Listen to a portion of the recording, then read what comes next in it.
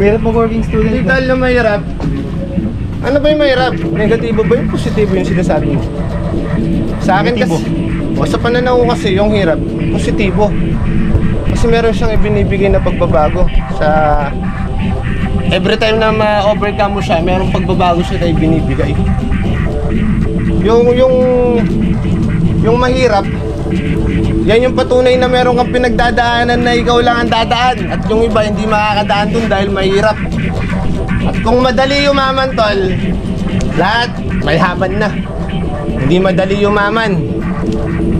Kasi hindi madaling mag-isip na mayaman ka na. Dahil tinitingnan mo yung sitwasyon mo, mahirap ka lang.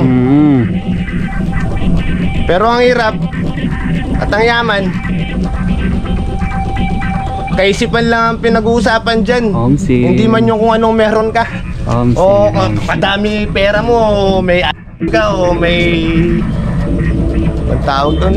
Kung ano-ano pang kayamanan. Kung ano ba yan na may alaga, na binayaran ng piso. Na wala namang puso.